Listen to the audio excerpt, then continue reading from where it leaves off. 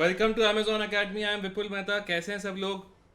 तो आज आखिरी दिन है हमारा जेई मेंस के पहले जो लेक्चर है। हाय हाय गाइस, कैसे हैं सब लोग?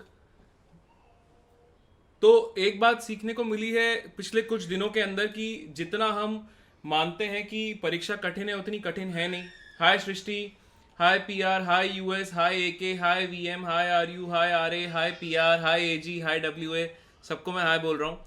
सो आज का लेक्चर हम शुरू करते हैं विदाउट मच अडू, और उसके बाद मैं आप लोगों को बताऊंगा कि आज जो हम चैप्टर करने वाले हैं इसका वेटेज कितना ज़्यादा है। So hi Ansh, how are you? Hi Tarun, how are you? तो एक बात हमने ये सीखी है कि हाय नियति, हाय सुप्रीत, एक बात हमने ये सीखी है कि जो चैप्टर जैसे कि अभी ये केमिस्ट्री इन एवरीडे लाइफ या एनवायरमेंटल केमिस्ट्री, ज़्यादातर बच्चे जो हैं ये कर नहीं पाते हैं। और वो इसलिए नहीं कर पाते हैं क्योंकि डिफ़िकल्ट नहीं है, पढ़ते ही नहीं है इसको। अब मैं आपको बताऊंगा, इससे भी लास्ट ईयर जेई मेंस में 2 सवाल आए थे इन दोनों चैप्टर से। एक सवाल आया था आयोनिक से, एक सवाल आया था थर्मो से। यानी कि अगर आप थर्मो और आयोनिक छोड़ दो, राइट, और आप ये बताओ कि सिर्फ ये चैप्टर पढ़ लो, राइट, सो अगर आपने ये कर लिया तो भाई आप सॉर्टेड हो। ठीक है, चलिए शुरू करें आज का दिन। ओके, सबसे पहले आज जो मैं पढ़ाऊंगा उसको ध्यान से देखिएगा, उसके बाद मैं क्वेश्चंस पूछूंगा। ठीक है, not exactly Venkat, listen to me carefully. So first we are going to study environmental chemistry. Environmental pollution जो होता है वो किसकी वजह से होता है? पॉल्यूटेंट क्या होता है? एनी सब्सटेंस प्रोड्यूस्ड नेचुरली और by human activity which causes an adverse effect on environment. यानी कि कोई भी ऐसा सब्सटेंस जो या तो आप खुद प्रोड्यूस कर रहे हैं, that is by human activity, या नेचुरली ऐसा हो रहा है कि उसकी वजह से आपके पास जो एनवायरमेंट है उसका नुकसान हो रहा है। Contaminant, a substance that does not occur naturally, that does not occur naturally but produced by human activity altering the atmospheric composition।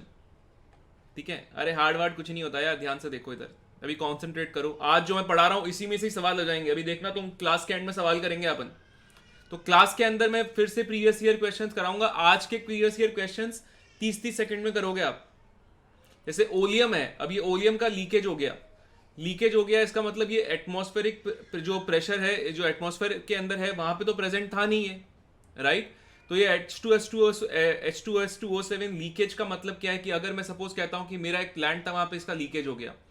So what I can से is all these things which are not present naturally but are present because of us। okay, source, the site of origination of pollutants or contamination। सो मैं कहता हूं कि suppose इसका source क्या है, तो मतलब आपने कह दिया कि सपोज H2S2O7 लीकेज जो हुआ है वो मेरी फैक्ट्री से हुआ है, तो मेरा फैक्ट्री सोर्स हो गया है।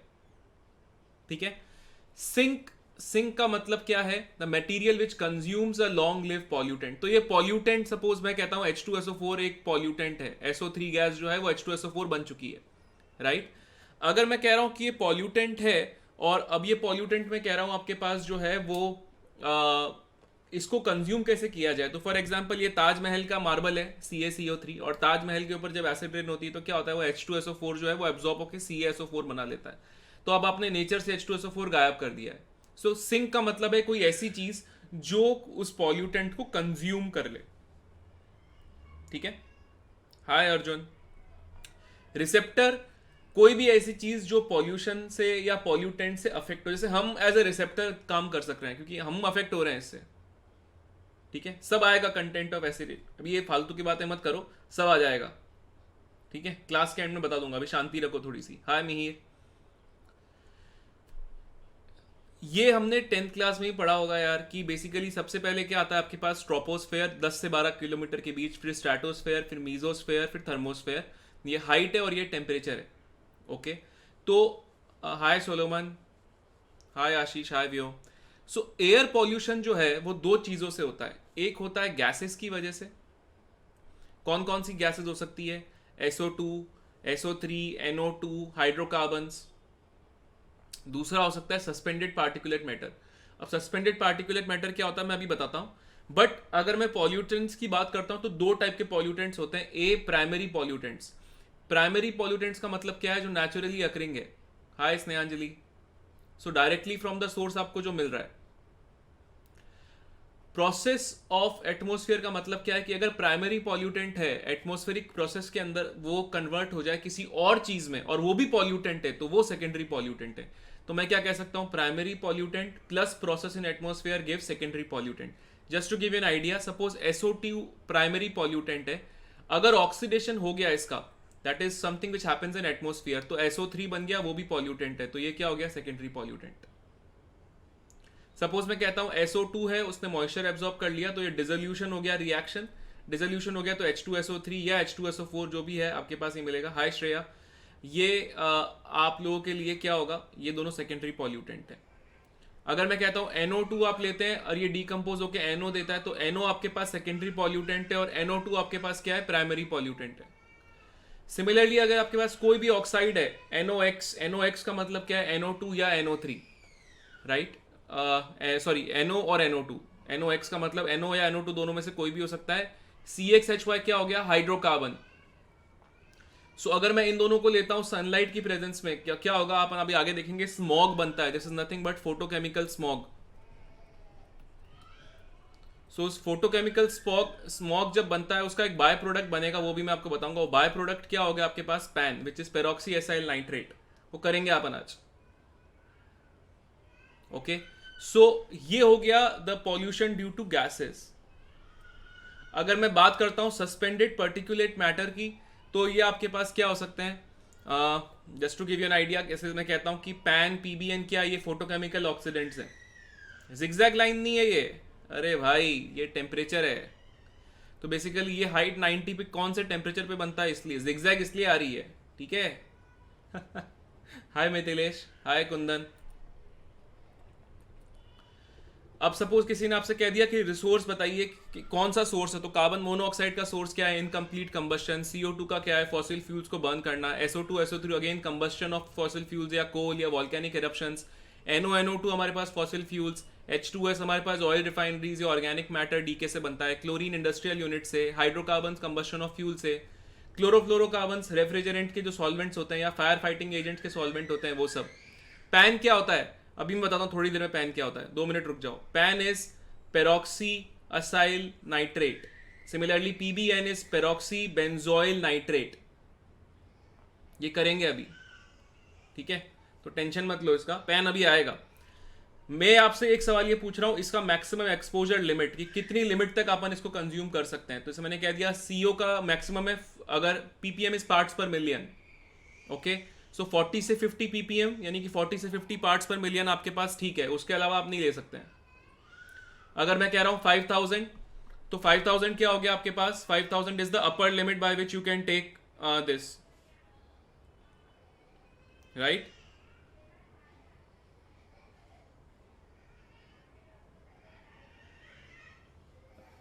यहां तक क्लियर है क्या? अगर मैंने कह दिया SO2 तो 5 ppm या SO3 तो 1 ppm, NO अगर मैं कहता हूं तो 5 ppm, H2S कहता हूं तो 20 ppm, Cl2 कहता हूं तो 1 ppm, CXHY कहता हूं तो 1000। सो ये सारी चीजों का मैक्सिमम एक्सपोजर आपको ध्यान होना चाहिए। आपको भी क्लास के एंड में समझ में आएगा, सवाल पूछा गया था जेईई में इसके ऊपर, ये हवा में नहीं बोल रहा हूं मैं। सिमिलरली क्लोरोफ्लोरोकार्बन 1030 ppm, यानी कि 1000 ppm के आसपास, ठीक है। ओ भाई हेलो, लोग इधर ध्यान दे दो यार, ये है ना हाउ आर यू, ये सब वगैरह जो है ना, ये बाद में कर लेना, पहले पढ़ाई कर लो थोड़ा सा इधर, ठीक है। आवाज आ रही है सबको?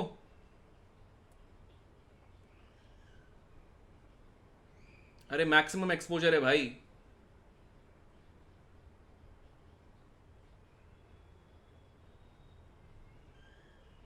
यहां तक क्लियर है क्या? ओके, देखो लोग जो टाइम पास करने के लिए आए, प्लीज इस बात का रेस्पेक्ट करो कि कुछ लोगों का एग्जाम है अभी 10 दिन के बाद यार। जिसको आवाज नहीं आ रही रिफ्रेश कर लो यार, आवाज आ रही है, मेरे एंड से आवाज आ रही है, ठीक है। आगे बढ़े।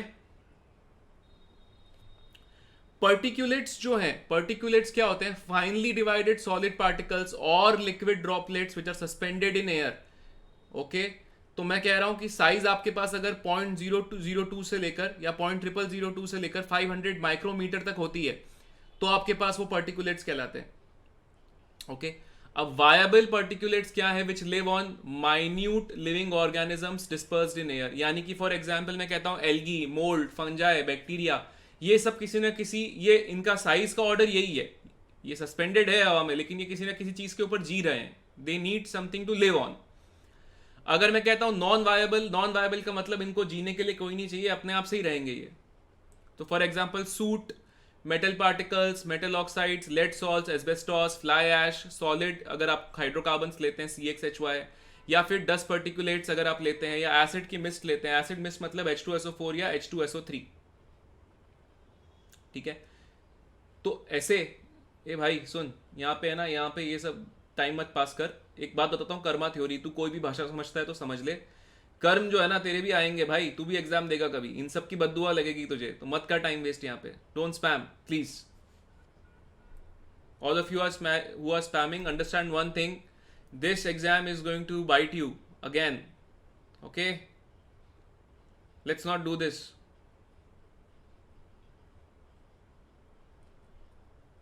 This is the previous slide. You will have a PDF of this, VP. Why are you getting confused about this? You will get a PDF of it.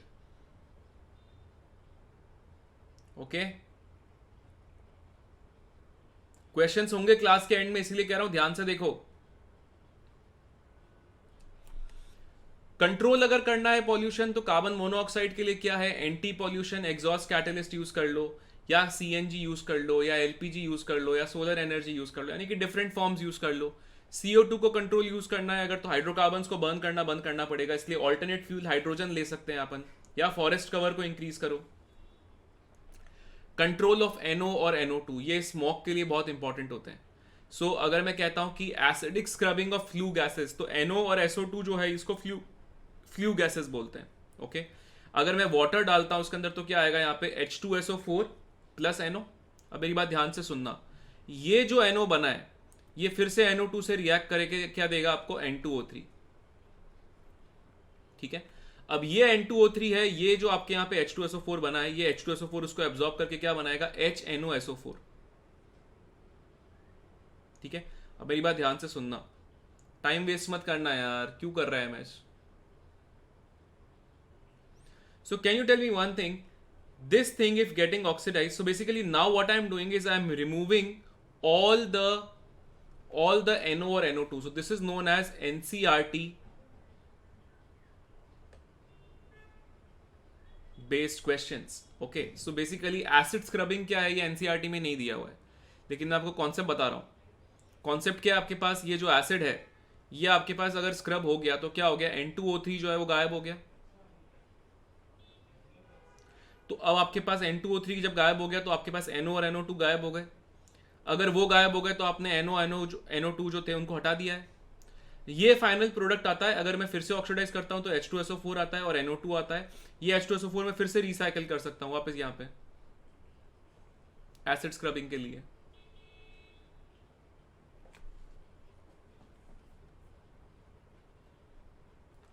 थोड़ी देर के लिए अभी चैट में ऑफ कर रहा हूं, आप लोग सुन नहीं रहे और इस बात को समझ नहीं रहे कि एग्जाम बहुत इंपॉर्टेंट है।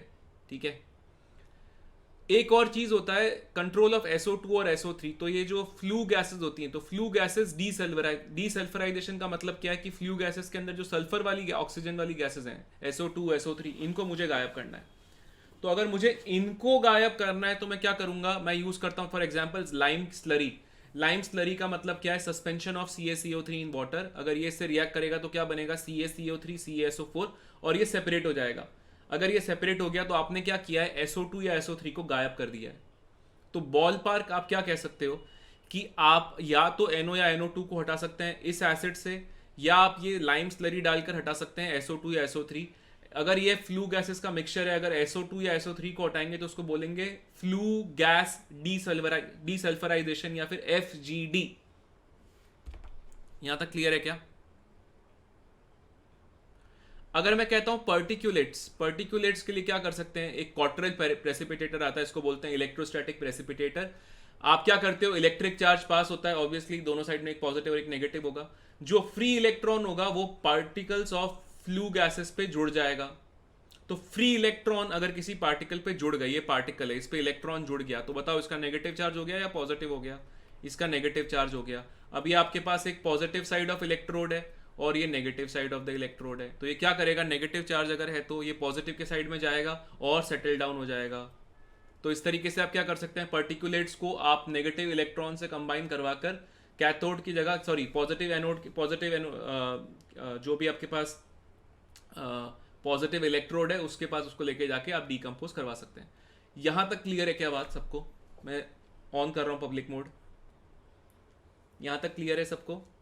Control of air pollution.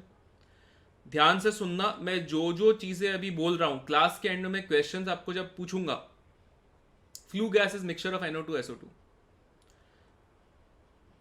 जो मैं आपसे क्वेश्चंस पूछूंगा क्लास के एंड के अंदर, अरे H2SO4 से N2O3 गायब हो गया ना यार, क्या, हाउ इट कैन रिमूव, ये ट्रैप हो गया ना, ऐसे टाइम पास मत कर यार।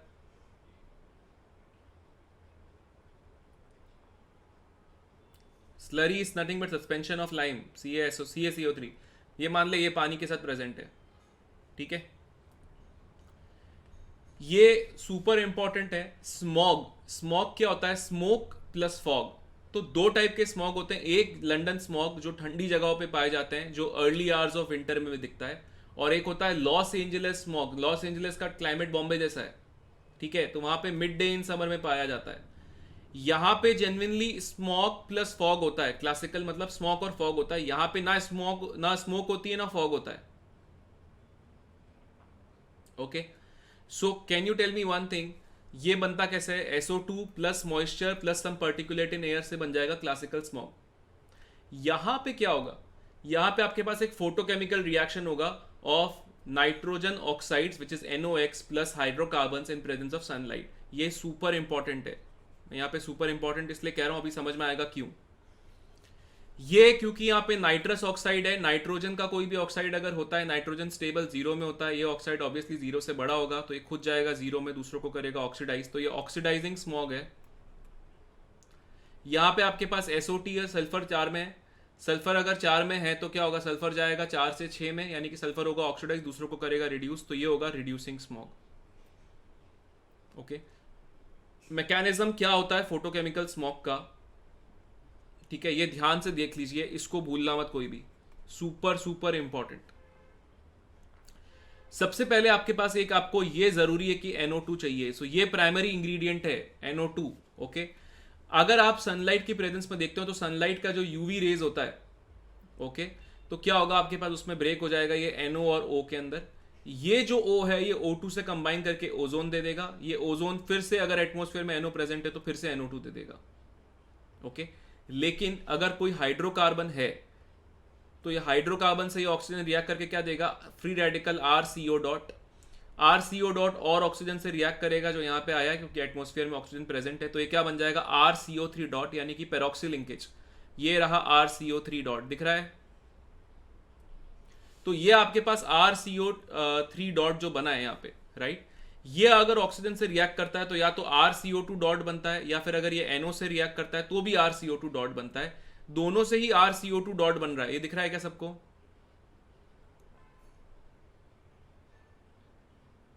तो नेट नेट आपके पास क्या बन जाएगा, ये कंपाउंड, क्योंकि ये NO2 से रिएक्ट करेगा। और ये होता है पैन। पैन क्या होता है आपके पास, ये जो मैंने यहां लिखवाया था, पेरोक्सी असाइल नाइट्रेट। तो आपसे कोई पूछेगा कि स्मोक का जो स्मोक का बाय प्रोडक्ट है वो क्या है, so byproduct of photochemical smog क्या है ये, तो बाय प्रोडक्ट इसका क्या आ जाएगा आपके पास, PAN. This is super super important. अभी आप क्वेश्चंस करोगे आपको समझ में आएगा ये बात। अरे लिख तो दिया पैन यार, अभी तो दिखाया पेरोक्सी एसाइल नाइट्रेट, कितनी बार बोलूं यार, टाइम पास मत कर PR यार। स्ट्रैटोस्फियर, स्ट्रैटोस्फियर क्या होता है, ट्रोपोस्फियर उसके ऊपर स्ट्रैटोस्फियर। ओके, सो अगर मैं स्ट्रैटोस्फियर की बात करता हूं, ठीक है, तो नॉर्मली क्या होना चाहिए, ये ओजोन लेयर है, ये UV रेस को एब्जॉर्ब करता है और आपको ऑक्सीजन देता है। फिर ये ओजोन जो है, ये जो फ्री ऑक्सीजन है, ये ओजोन से फिर से कंबाइन करके O2 देता है प्लस हीट देता है. ओके, सो एक बात समझ लो, ये ओजोन अफेक्टिवली क्या करता है, ओजोन लेयर अफेक्टिवली क्या करता है, it absorbs UV rays and heat the and provide heat to the earth.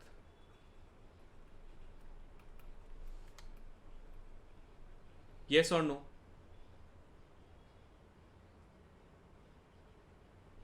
तो अगर मैं कहता हूं कि क्लोरोफ्लोरोकार्बन्स थे, बचपन में हम पढ़ते थे क्लोरोफ्लोरोकार्बन्स क्या होते हैं, जैसे फ्रीऑन्स बोलते हैं उनको, ठीक है.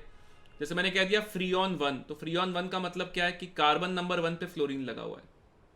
अगर मैं कहता हूं फ्रीऑन 1 2, तो क्या इसका मतलब कि आपके पास 1,2 पोजीशन पे क्या है, क्लोरीन.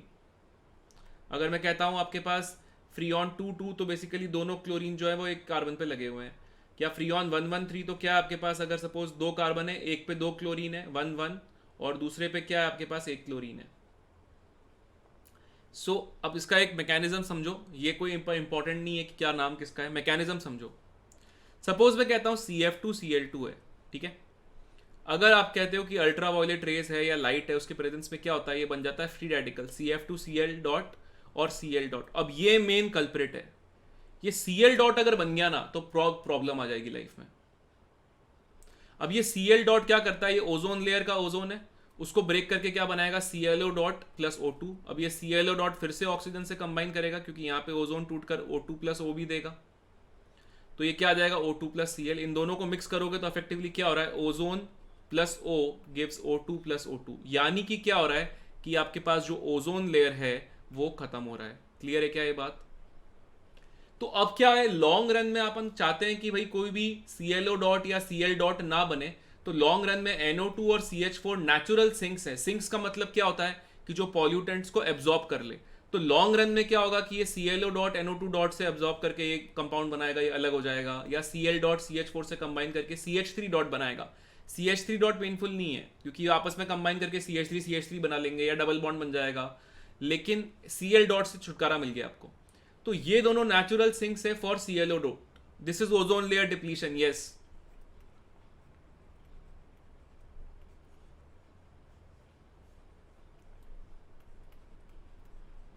यहां तक क्लियर है. एक बात और, एंटार्क्टिका के अंदर एक अलग चीज है, वहां पे ओजोन होल पाया गया है. वहां पे टेम्परेचर बहुत कम होता है, तो क्या होता है आपके पास पोलर बन जाता है, पोलर स्ट्रेटोस्फेरिक क्लाउड्स PSCs. तो उसमें क्या होता है, आपके पास पानी जो होता है ना वो बर्फ के फॉर्म में होता है. तो पानी अगर बर्फ के फॉर्म में होता है तो ये क्या है, ये आपके पास सपोज पानी है जो बर्फ के फॉर्म में एटमॉस्फेयर में, क्योंकि बहुत ठंडी है, तो ये ClO जो नेचुरली आपने अलग से बनाया था, ये क्या हो गया, वापस से कंबाइन करके बन गया HOCl. और HOCl बहुत आसानी से टूट कर क्या दे देगा, Cl डॉट. ओ हो पेनफुल हो गया. सिमिलरली क्या हो गया, ये आपके पास जो HCl यहाँ पे बना HOCl से, राइट, ये HCl भी होगा कुछ ना कुछ, तो ये क्या होगा, फिर से Cl2 प्लस NO3 और Cl2 फिर से ब्रेक करके Cl डॉट दे देगा. तो वहां पे क्या हो रहा है, even though you have natural sinks, even these compound which are form, जैसे कि ये HCl फॉर्म हुआ है या ये ClO फॉर्म किया है, राइट, ये दोनों भी आपके पास जो है वहां पे वापस कंज्यूम हो जाएंगे. Which this one, basically I was saying that these two are natural sinks, NO2 and CH4, because they are going to separate ClO dot and Cl dot as ClO and HCl. Okay, what is happening is this compound on treatment with water, because it is very cold there, right, so what will happen is it is going to break, and it is going to break to give you Cl dot again.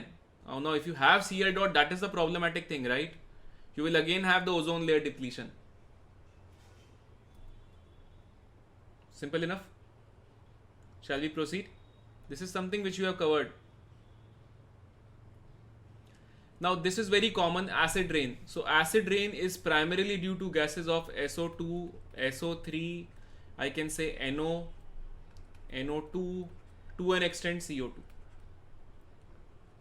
Okay, can you tell me what will be the pH of rain? What is pH of rain?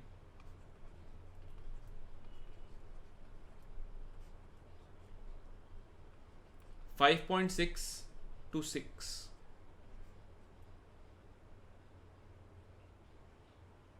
This is approximately the pH of rain. Why? Because of presence of gases like CO2 and SO2, and basically these will combine to give you H2SO3, or if this SO2 gets oxidized, it will give you SO3, and this SO3 then reacts with water to give you H2SO4. So this will happen. So ये कोई पूछ सकता है कि कौन कौन सी gases acid rain के लिए रिस्पॉन्सिबल है, तो उसका आंसर कर लोगे आप, सिंपल है. ग्रीन हाउस इफेक्ट क्या होता है? पहली बात तो ये एटमॉस्फेयर एक ब्लैंकेट की तरह है और ये अर्थ है, ठीक है. तो ये जब सन से रेज आती है, ये सन है यहाँ पे, ठीक है, जब सन की जो रेज आ रही है, तो सन की रेज जब आएगी तो क्या होगा, 25% एब्जॉर्ब कर लेता है एटमॉस्फेयर. तो अर्थ के पास कितनी परसेंट हीट आती है? 75% ही आती है. तो 75% of solar energy is what is received by earth. Now there are some green house gases. What do you mean by green house gases? Basically there are some gases which absorbs the infrared radiations. Now infrared radiation जो भी absorb करेगा वो गर्म करेगा चीज़ों को. तो क्योंकि वो एटमॉस्फेयर में प्रेजेंट होता है, अर्थ वापस से क्या करता है, हीट एमिट करेगा. जब ये हीट एमिट करेगा तो क्या होगा, ये जो ब्लैंकेट है ये एब्जॉर्ब करेगी, तो ये जब हीट एमिट होगी वापस से रिफ्लेक्ट हो जाएगी और वापस अर्थ के ऊपर आ जाएगी. तो अर्थ का टेम्परेचर बढ़ता रहेगा, हाँ या ना? तो अगर अर्थ का टेम्परेचर बढ़ता रहेगा तो क्या होगा, एक हीटिंग इफेक्ट आएगा, that is known as green house effect. अब ये कंट्रोल में अगर होता है तो कोई दिक्कत नहीं. तो ग्रीन हाउस इफेक्ट मतलब कौन कौन सी गैसेज ऐसी हैं जो इंफ्रारेड रेडिएशंस को एब्जॉर्ब कर सकती है? CO2 हो गया, क्लोरोफ्लोरोकार्बन्स हो गया, नाइट्रोजन के ऑक्साइड्स हो गए, ये सारे आपके पास ग्रीन हाउस गैसेज हैं. Water is not a green house gas, no. ये अगर बैलेंस बना हुआ रहा तो ठीक है, अगर बैलेंस नहीं बना हुआ रहा तो जैसे for example CO2 primary reason होता है इस हीटिंग इफेक्ट के लिए. अगर बैलेंस नहीं बढ़ा, हम रैंडमली पेड़ काटते रहेंगे तो क्या होगा, CO2 बढ़ता जाएगा. CO2 बढ़ता जाएगा तो क्या होगा, अर्थ का टेम्परेचर बढ़ता जाएगा. अर्थ का टेम्परेचर बढ़ता जाएगा तो क्या होगा, ग्लेशियर्स मेल्ट होने लग जाएंगे. ग्लेशियर्स मेल्ट होने लग जाएंगे तो बाढ़ आने लग जाएगी. और ये सब नेचुरली नहीं होगा, ये अनटाइमली इवेंट्स हो रहे हैं. तो जिस ग्लेशियर को मेल्ट होना चाहिए था 100 साल में, वो 10 साल में मेल्ट हो जाएगा. So this breakdown is happening because of imbalance of greenhouse effect. You have global warming. So global warming कब होती है, अगर CO2 का अमाउंट, सिंपल सी बात है, अरे भाई CFC बैन है, इसका मतलब ये थोड़ी है कि वो इंफ्रारेड रेडिएशन एब्जॉर्ब नहीं करेगी BP, ये तो उसकी प्रॉपर्टी है ना. अगर क्लोरोफ्लोरोकार्बन्स तुम बैन भी कर देते हो तो क्या ये हो जाएगा कि क्योंकि उसकी प्रॉपर्टी खराब हो जाएगी? प्रॉपर्टी तो वही रहेगी ना उसकी. अगर कार्बन डाइऑक्साइड का परसेंटेज 0.003% से ज़्यादा होता है एटमॉस्फेयर में, तो टेम्परेचर राइज होने लग जाएगा. और वो टेम्परेचर जो राइज हो रहा है वो एबनॉर्मली राइज होता है, that is known as global warming. अगर बैलेंस में हो रहा है टेम्परेचर राइज तो कोई इशू नहीं है, अगर faster than what is required है तो इशू है. क्लियर है ये बात?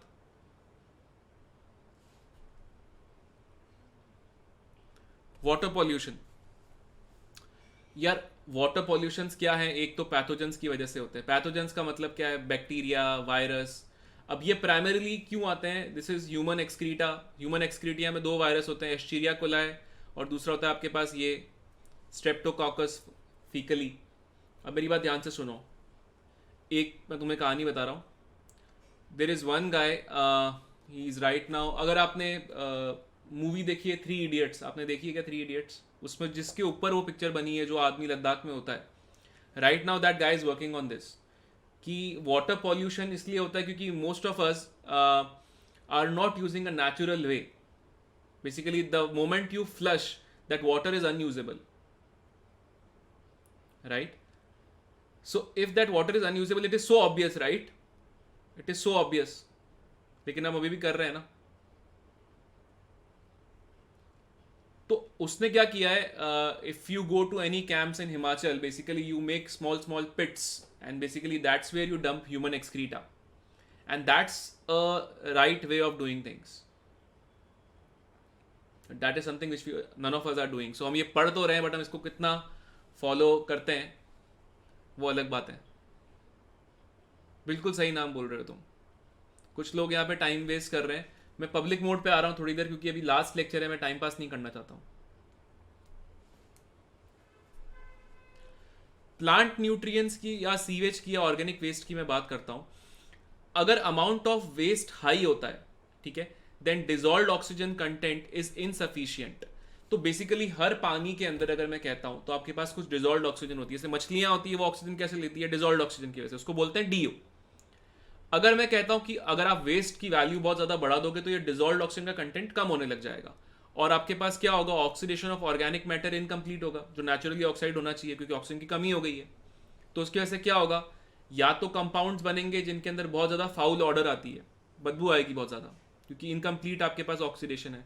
या दूसरी चीज़ क्या होगी? आपके पास डिप्लीशन हो जाएगा डिजॉल्व ऑक्सीजन का। अब डिजॉल्व ऑक्सीजन अगर डिप्लीशन होता है, सपोज ये ऑर्गेनिक वेस्ट जो है मैं पानी में डाल देता हूँ, नदी में डाल देता हूँ, तो नदी में जो एक्वेटिक लाइफ है वो तो उसी ऑक्सीजन पे जी रही है यार। तो अफेक्टिवली क्या होगा? सपोज उनको डिजॉल्व ऑक्सीजन चाहिए 100 और आपने उसको कर दिया 10, क्योंकि आपने वेस्ट डाला है उसके अंदर। तो अब क्या होगा? वो जो एक्वेटिक लाइफ है वो आपके पास पूरी की पूरी खत्म हो जाएगी। ये एक्चुअली हो भी रहा है। बहुत सारी स्पीशीज जो हैं वो क्यों एक्सटेंट हो रही है? बिकॉज बेसिकली हम इररेस्पॉन्सिबल हैं, और कोई कारण नहीं है। प्लांट न्यूट्रिएंट्स क्या होता है? एक्वेटिक लाइफ को तो खराब कर देगी, लेकिन क्या कह सकते हो आप, जो प्लांट्स होते हैं, राइट, उनके न्यूट्रिएंट्स बेसिकली अगर मैं बढ़ाने के लिए पानी में यूज करता हूँ, तो पानी के अंदर मैं बहुत सारे न्यूट्रिएंट्स डाल रहा हूँ ताकि प्लांट्स की ग्रोथ हो। तो होता क्या है उससे? जो डिजॉल्व ऑक्सीजन होती है ना, वो कम हो जाती है। तो प्लांट्स तो बहुत बढ़िया उगेंगे, लेकिन जो एक्वेटिक लाइफ है, जो डिजॉल्व ऑक्सीजन पे जिंदा रहती है, वो खत्म हो जाएगी। तो बायोडाइवर्सिटी हिल जाती है।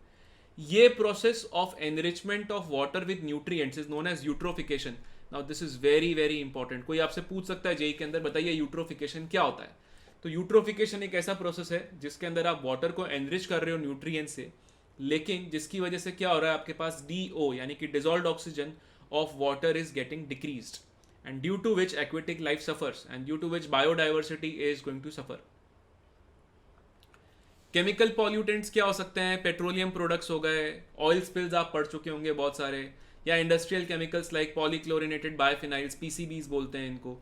तो कोई आपसे पूछ सकता है तो इनका नाम ध्यान रखना यार, कि PCB क्या होता है। तो PCB क्या होता है? पॉलीक्लोरिनेटेड बायोफिनाइल, यानी कि ये इंडस्ट्रियल वेस्ट है या केमिकल पॉल्यूटेंट है। एक चीज और, कभी कभी आपसे कोई पूछ सकते हैं BOD। तो BOD का मतलब क्या होता है? बायोकेमिकल ऑक्सीजन डिमांड, यानी कि amount of oxygen required by bacteria to break down organic matter in sample of water.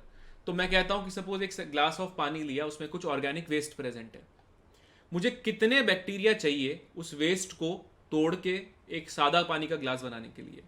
तो BOD हमारे पास जितना ज्यादा कम है, BOD हमारे पास जितना ज्यादा कम है उतना साफ सैंपल है। BOD जितना ज्यादा है उतना ऑर्गेनिक मटेरियल आपके पास ज्यादा है, यानी कि उतनी ही गंदगी ज्यादा है। तो as the value of BOD increases, I can say that the cleanliness of water is going to decrease. जो नेचुरली आप पानी पीते हो, राइट, वो होता है आपके पास 5 ppm के आसपास। अगर आप कहते हो कि 17 ppm से ज़्यादा है तो पॉल्यूटेड वाटर है।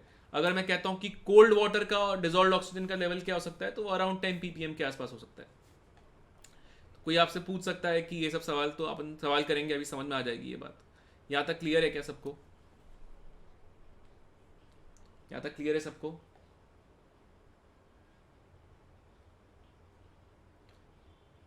परफेक्ट। तो ये चैप्टर सुपर स्कोरिंग है यार। क्या होता है, कभी कोई इतनी मेहनत ही नहीं करता है कि 1.5 घंटा बैठ के पढ़ ले इसको। पढ़ोगे तो इसमें से नंबर आने ही आने हैं। 11th क्लास के बच्चों के लिए नहीं है ये। पार्ट पर मिलियन ऑब्वियसली एक है, और क्या होगा? इसके जो भी मैं आपको चीजें बता रहा हूं ध्यान से याद रखना, ये पूरा का पूरा इंपॉर्टेंट है पेज। इसमें से डायरेक्ट वैल्यूज पूछी गई थी, ठीक है। अगर मैं कहता हूं फ्लोराइड का कॉन्सेंट्रेशन क्या होना चाहिए, तो 1 ppm से कम होना चाहिए। अगर फ्लोराइड का कॉन्सेंट्रेशन पानी में 2 ppm से ज्यादा हो गया। यूट्रोफिकेशन क्या होता है? पानी के अंदर न्यूट्रिएंट्स ऐड करना, जिससे प्लांट की तो ग्रोथ हो जाएगी, लेकिन क्योंकि डिजॉल्व ऑक्सीजन कम होगी, एनिमल्स मर जाएंगे पानी में जो रहते हैं, एक्वेटिक लाइफ खराब हो जाती है। दैट इज यूट्रोफिकेशन, ठीक है। इस टॉपिक का उतना ही वेटेज जितना आयोनिक का है, ठीक है। AM अब समझ ले तू जेई मेंस में। अगर मैं कहता हूँ F माइनस अगर 2 ppm से ज़्यादा होता है तो क्या होता है, मॉटलिंग ऑफ टीथ। तो मैं सपोज कहता हूँ मॉटलिंग ऑफ टीथ कब होंगे, 2 ppm से ज़्यादा। मॉटलिंग ऑफ टीथ गाँवों में देखा होगा आपने, येलो येलो येलो ऐसे टीथ हो जाते हैं, थोड़े से क्रैक्स भी आ जाते हैं, देखा होगा आप लोगों ने। राजस्थान में बहुत मिलता है यार, क्योंकि वहाँ के पानी में फ्लोराइड बहुत ज़्यादा होता है। अगर 10 ppm से ज़्यादा है तो आपके पास बोन्स पे भी इफेक्ट आएगा। अगर मैं लेड की बात करता हूँ, वो 50 ppb पार्ट्स पर बिलियन, तो damage to kidney, liver, reproductive system. Sulphate less than 500 ppm, nitrate less than 50 ppm। बाकी मेटल्स 5 ppm, 0.2, 0.03, 3, 0.005 ये। अब इसमें इस पेज के ऊपर से सवाल है तो ये वैल्यूज तो ध्यान रख लेना यार, ये एनसीईआरटी में दिया हुआ है। इसके इस बार सवाल ये आया था कि कॉपर का पीपीएम कॉन्सेंट्रेशन मैक्सिमम कितना हो सकता है, तो सवाल था ये, आंसर था 3।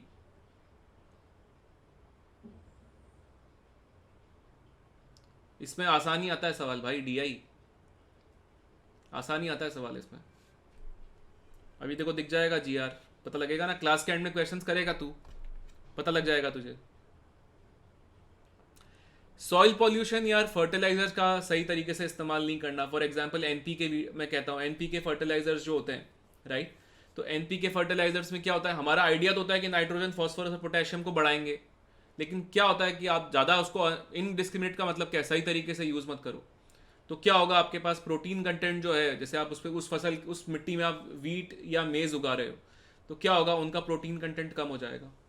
या आप सपोज पेस्टिसाइड यूज़ कर रहे हो तो क्या होगा, ये डीडीटी हो गया, बीएचसी हो गया, इंसेक्टिसाइड, हर्बिसाइड्स जैसे कि NaClO3, NaASO3, ये पहले यूज़ होते थे, अब बैन हो गए। क्यों?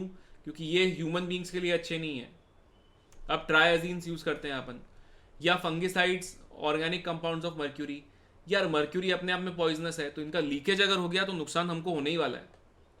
तो आपसे क्या पूछ सकते हैं इसके अंदर, इनके नाम पूछ सकते हैं कि ये इंसेक्ट, ये फॉलोइंग, फॉर एग्जांपल डीडीटी क्या है, डीडीटी ये है, बताओ, इंसेक्टिसाइड है, हर्बिसाइड है, फंगिसाइड है, या नन ऑफ दीज है, बताओ क्या है। अरे नहीं जरूरत है ना भाई फॉर्मूला याद करने की, एसजे जहाँ फॉर्मूला याद करने की जरूरत होगी मैं बता दूंगा, ठीक है। बायोडिग्रेडेबल इंडस्ट्रियल वेस्ट क्या है, जो भाई अपने आप से प्रकृति में मिल जाए, ठीक है।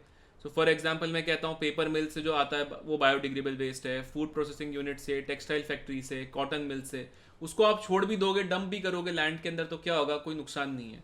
नॉन बायोडिग्रेडेबल को आप डंप नहीं कर सकते। जैसे फॉर एग्जांपल लेड है, अब वो नॉन बायो न्यूक्लियर वेस्ट है, उसको क्या करोगे, स्पेस में छोड़ के आना पड़ता है उसको। क्या हो गया इंसेक्टिसाइड का, अच्छा तुमने आंसर दिया, सही सही सही है,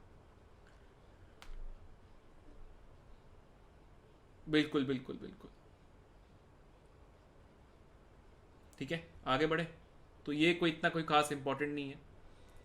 ग्रीन केमिस्ट्री, अभी यार इस पे से मेरे को लगता है सवाल आ सकता है, ग्रीन केमिस्ट्री क्या है। मैं आपको एकदम सीधे शब्दों में बताऊं, ये आपने सब सुन लिया, आपको क्या लगता है क्या करना चाहिए, तो आप कहोगे ऐसी हरकतें करो कि एनवायरनमेंट को नुकसान ना हो, यही कहोगे, है ना। स्पेस में वेस्ट, आरएम है स्पेस में वेस्ट। तो बेसिकली ग्रीन केमिस्ट्री का मतलब क्या है कि वो प्रोसेस अपनाओ जिससे कि एनवायरनमेंट को नुकसान ना हो। तो just to give you an example, पहले ड्राई क्लीनिंग के अंदर अपन यूज करते थे टेट्राक्लोरोइथेन। अब टेट्राक्लोरोइथेन जो है वो एक पोटेंशियल कार्सिनोजन है, मतलब कैंसर होता है इससे। अब इसको हटा के हम क्या यूज करते हैं, लिक्विफाइड CO2 और डिटर्जेंट। तो अब क्या कर लिया हमने, एक बेटर तरीका ढूंढ लिया जो कॉस्ट इफेक्टिव भी है, सस्ता भी पड़ता है ये, और जिससे पॉल्यूशन भी नहीं होता है। Bleaching of paper and clothes, earlier we use to use chlorine. Chlorine का क्या नुकसान है, अगर आप HNU की प्रेजेंस में देखोगे तो Cl डॉट बन जाएगा। अब हम क्या यूज़ करते हैं, पेरोक्साइड। तो ये सारी चीज़ें हैं, ये एग्जाम्पल भी आप पढ़ सकते हो। एक बात ध्यान रखो यार कि ये इसमें से क्या है, आपको जो भी एग्जाम्पल मैंने दिए हैं ना, ये सारे एनसीईआरटी में से हैं, तो एक बार आप एनसीईआरटी तो पढ़ ही लेना दोस्तों। इस चैप्टर में से एक भी सवाल एनसीईआरटी के बाहर से नहीं आने वाला है।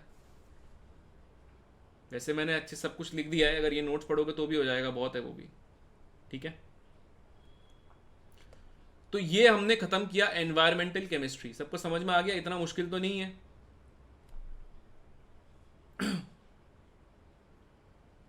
अरे टेंशन को मारना, बोली MK, अभी पढ़ाई पे ध्यान दे। एग्जाम से पहले टेंशन लेगा अगर, तो एग्जाम में क्या करेगा? एग्जाम में के लिए छोड़ना कुछ भाई। इधर ध्यान दो, केमिस्ट्री इन एवरीडे लाइफ के अंदर हम सबसे पहले क्या पढ़ने वाले हैं? ड्रग्स। तो ड्रग्स का क्लासिफिकेशन क्या होता है? पहली बात, on the basis of particular biochemical process. So biochemical process का मतलब क्या होता है? फॉर एग्जाम्पल मैंने कह दिया all antihistamines inhibit action of histamines. तो ये एक बायोकेमिकल प्रोसेस है कि भाई अगर कोई भी ऐसी चीज जो हिस्टामाइंस को इनहिबिट कर रही है या उसके एक्शन को इनहिबिट कर रही है, वो सारे एंटी हिस्टामाइंस, उसको अपने कैटेगरी बना दिया। तो ये classification on the basis of particular biochemical process हो गया। ये क्लियर है? अगर आप कहोगे किसी फार्मासिस्ट से जाके कि भाई on the basis of pharmacological effect, तो ये सब हम करते ही हैं कि भाई ये एंटीपायरेटिक है, एनाल्जेसिक है, एंटी डिप्रेसेंट है या एंटासिड है, कौन सी दवाई है ये? तो बेसिकली ये आप जब मेडिकल की दुकान पे जाते हो, वो बेसिकली जो सारी दवाइयां हैं उनको फार्मोलॉजिकल बेसिस पे या इफेक्ट पे अलग अलग करते हैं, राइट? एक क्लासिफिकेशन हो सकता है स्ट्रक्चर के बेसिस पे। जैसे मैंने कह दिया हिस्टामाइन क्या होता है, पता लग जाएगा अभी, रुक जा। ऐसे तू तो ऐसे ही टाइम पास कर रहा है यार, तू यहाँ पे क्यों है अभी?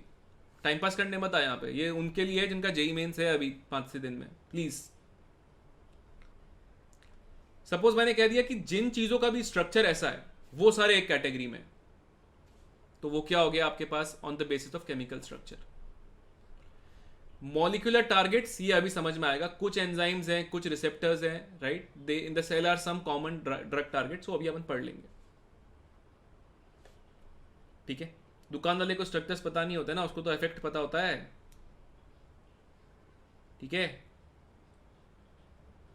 अभी ध्यान से सुनो, ये सुपर इंपॉर्टेंट है, इसको समझ लो। इस पे अभी सवाल पूछूंगा मैं, देखो ध्यान से सुनना। एंजाइम क्या है? वो प्रोटीन जो बायोलॉजिकल कैटलिस्ट हैं। तो एंजाइम क्या है? अपन ने वो भी कहा था कि एंजाइम क्या करते हैं, अपनी सरफेस दे देते हैं कि भाई आप हमारे ऊपर रिएक्शन कर लो। याद आया क्या? तो एंजाइम्स क्या है? वो प्रोटीन्स जो कैटलिस्ट की तरह काम करते हैं। क्लियर है? रिसेप्टर्स क्या है? वो प्रोटीन्स जो कम्युनिकेशन के लिए इंपॉर्टेंट है। सपोज मैं अपने दिमाग को कह रहा हूं कि कम्युनिकेट करके इस हाथ को ऐसे ऐसे करना है, तो ये मैसेज जा रहा है ना, तभी तो कैसे हो रहा है। मैं सोच तो यहां से रहा हूं, बोल यहां से रहा हूं, और ये हाथ मेरा पैरेलली कुछ कर रहा है, तो एक मैसेज कम्युनिकेट हो रहा है। ये क्यों हो रहा है? Because of receptor. ये क्लियर है बात? कैरियर प्रोटीन क्या है? It carries polar molecules across the cell membrane. ये इतना काम नहीं आने वाला है। न्यूक्लिक एसिड्स क्या होते हैं? Carry coded genetic information for cells and lipids. ये भी कुछ काम नहीं आने वाला है। कार्बोहाइड्रेट्स क्या होते हैं? Structural part of cell membrane. तो जो एक सेल होता है उसी का एक पार्ट कार्बोहाइड्रेट होता है। अब हम देखते हैं कि अगर हम बात करते हैं एंजाइम्स एज ड्रग टारगेट्स, तो देखो काम कैसे होता है, ध्यान से सुनना। एंजाइम का काम क्या है? पहली बात तो क्या करता है enzymes? Provide active sites which hold the substrate. Substrate का मतलब reactant. And secondly provide functional group that will attack the substrate and carry out the chemical reaction. वापस से बता रहा हूं क्या है आपके पास। एंजाइम, अभी मैं एक डायग्राम से भी बताऊंगा। एंजाइम अपनी जगह देगा सबस्ट्रेट को, और दूसरा एंजाइम के पास एक फंक्शनल ग्रुप होगा जो सबस्ट्रेट के ऊपर अटैक करेगा और रिएक्शन करवाएगा। तो फॉर एग्जांपल ये एंजाइम है एल सेरीन, इसमें फंक्शनल ग्रुप है OH, ये न्यूक्लियोफाइल की तरह काम करेगा, ये अटैक करेगा। एल एस्पार्टिक एसिड यानी एस्पार्टिक एसिड, तो ये न्यूक्लियोफाइल की तरह COOH ग्रुप काम करेगा। यहाँ पे ये जो आपके पास फिनाइल रिंग है, ये फिनाइल एलेनिन में, ठीक है। There are few drugs which inhibits the functions of enzymes. They are known as enzyme inhibitors. इसका मतलब मैं कह रहा हूँ कि एंजाइम कुछ काम करना चाहता है, एंजाइम बढ़िया आदमी है, कैटलिस्ट है, एंजाइम टीचर है। यहाँ पे कुछ लोग जो स्पैम कर रहे हैं वो टीचर को अपना काम करने से रोक रहे हैं। टीचर कैटलिस्ट होता है। जो लोग ऐसा कर रहे हैं स्पैम करके, वो एंजाइम इनहिबिटर है, वो टीचर इनहिबिटर है। समझ में आ गई बात? तो ऐसे लोग जो टीचर को अपना काम करने से रोके, या ऐसे ड्रग्स जो एंजाइम्स को अपना काम करने से रोके, वो आपके पास एंजाइम इनहिबिटर है या वो टीचर इनहिबिटर है। वो पढ़ाने नहीं देते ना टीचर को, टाइम पास करते रहते हैं। यहां तक क्लियर है? अब मैं समझाता हूं होता क्या है, ध्यान से सुनना। ड्रग्स का अगर मैं एंजाइम के साथ करता हूं कि कैसे काम हो सकता है, तो दो तरीकों से हो सकता है। पहला, drugs inhibit the attachment of substrate to active site. तो फॉर एग्जांपल ये एंजाइम है, एंजाइम अपना सरफेस दे रहा है। अब इनमें दो लोगों की लड़ाई हो रही है। एक है ये ड्रग जो सफेद कलर का है, ये ड्रग दिख रहा है सबको सफेद कलर का, और ये सबस्ट्रेट है लाल कलर का, लाल कलर का सबस्ट्रेट दिख रहा है सबको। अब अगर ये ड्रग नहीं होता तो ये सबस्ट्रेट यहाँ पे फिट हो जाता। सपोज ये सबस्ट्रेट यहाँ पे फिट होता, मेरा सरदर्द होने लग जाता फॉर एग्जाम्पल, इसके इफेक्ट से ये हो रहा है। मैं चाहता हूँ कि सरदर्द ना हो, तो मैंने ली दवाई, ये दवाई आ गई। अब ये दवाई कहेगी भाई रुक, अपन दोनों में से कोई एक ही यहाँ जा सकता है, मैं जाऊँगा। जब ये दवाई यहाँ पे चली जाएगी तो क्या हो गया, सबस्ट्रेट यहाँ पे रह गया। तो यहाँ पे एंजाइम क्या कर रहा है, कंपीट कर रहा है सबस्ट्रेट के साथ कि भाई इस एक्टिव साइट पे, एक्टिव साइट मतलब ये जगह जहाँ पे मुझे फिट होना है, एंजाइम के अंदर होती है एक्टिव साइट, यहाँ पे मैं जाऊँगा। तो यहाँ पे क्या हो रहा है, drugs compete with natural substrate for active site. ये सबको समझ में आ गया। तो मेरा सरदर्द बंद हो गया, क्योंकि सरदर्द कब होता अगर सबस्ट्रेट यहाँ पे फिट हो जाता तो जब मैंने दवाई ली तो ऐसा नहीं हुआ। ये क्लियर है क्या सबको? दूसरा तरीका क्या है कि inhibitor changes active site of enzyme by binding at allosteric site. अब मेरी बात ध्यान से सुनना, इस केस में एक नया ही कॉन्सेप्ट है। यहां पे आपको दिख रहा है, ये एक साइट दिख रही है ऐसी, ऐसा बनाया हुआ है, ये है एलोस्टेरिक साइट। एलोस्टेरिक साइट मतलब एक बीच में एक जगह खाली है। और अब क्या होता है, आपके पास यहाँ पे इनहिबिटर है, राइट। ये इनहिबिटर है, ये सबस्ट्रेट नहीं है। ये इनहिबिटर क्या करता है, ये इनहिबिटर जाके फिट हो जाता है यहाँ पे। जब ये इनहिबिटर यहाँ पे फिट हो गया तो क्या हुआ कि आपके पास जो ड्रग था जिसका शेप ऐसा था, जो यहाँ पे फिट होना चाहिए था, ये आपके पास सॉरी सबस्ट्रेट था, सॉरी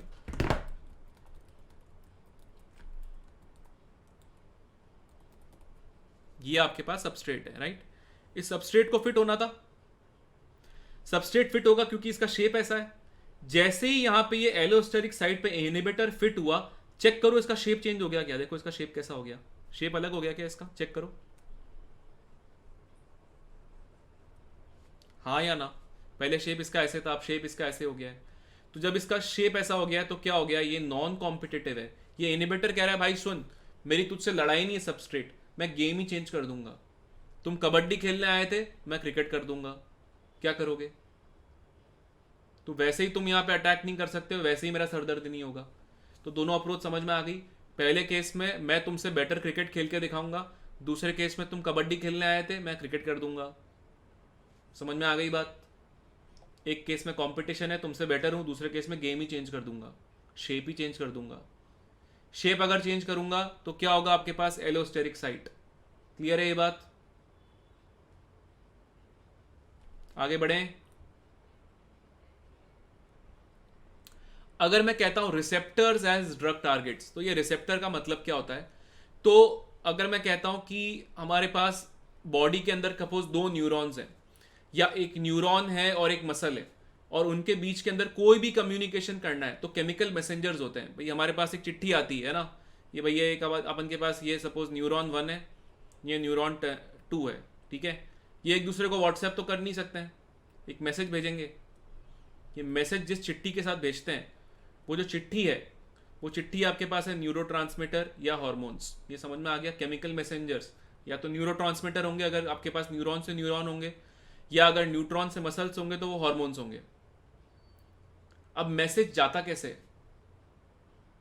ये ईमेल जाता कैसे है?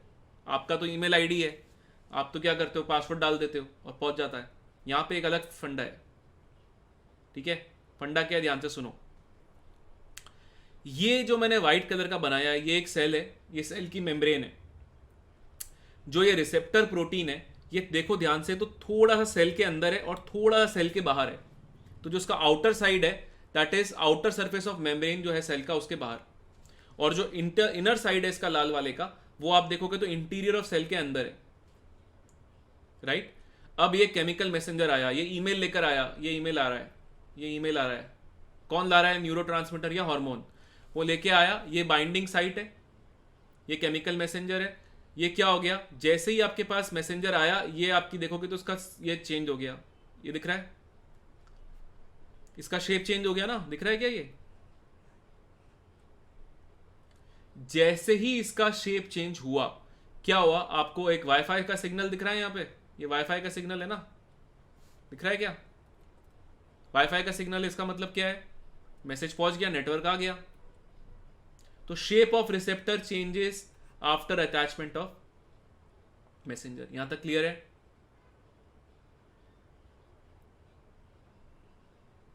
अब क्या होगा, काम हो गया, मैसेज चला गया, जैसे ही वाईफाई चला गया वापस से नॉर्मल शेप में आ गया, रिसेप्टर चला गया। तो receptor regains the structure after chemical messenger leaves. तो फंडा क्या हुआ, सबसे पहले ये आया, इसका शेप चेंज हुआ तो मैसेज गया, है ना। मैसेज जैसे ही हो गया आपके पास, उसके बाद कैसे पता लग गया आपके पास, वापस से उसका शेप रीगेन हो गया। तो भाई बहुत मेहनत करते हैं एपी, स्पैम नहीं करते हैं, ठीक है, इसलिए पता लग जाता है। और जो बच्चे यहाँ पे ये जो हाइपोथेटिकल लड़ाइयाँ करते हैं, ये तो बिल्कुल भी नहीं करते हैं। कुछ लोग अपने जीवन में मन में ही लड़ाइयाँ करते रहते हैं और जीत के खुश होते रहते हैं, ठीक है। तो वो ठीक है, इमेजिनेशन के अंदर ही आगे बढ़ेंगे वो अपनी। और मैसेज, वो भाई न्यूरॉन को है ना, न्यूरॉन तू अपने, अभी जब तू ये लिख रहा है तो तेरे दिमाग ने मैसेज डाला है ना टाइप करने के लिए, इसलिए टाइप कर पा रहा है। कहाँ जाता है, तेरे नर्वस सिस्टम में मेरे भाई। तेरा दिमाग चलेगा कैसे?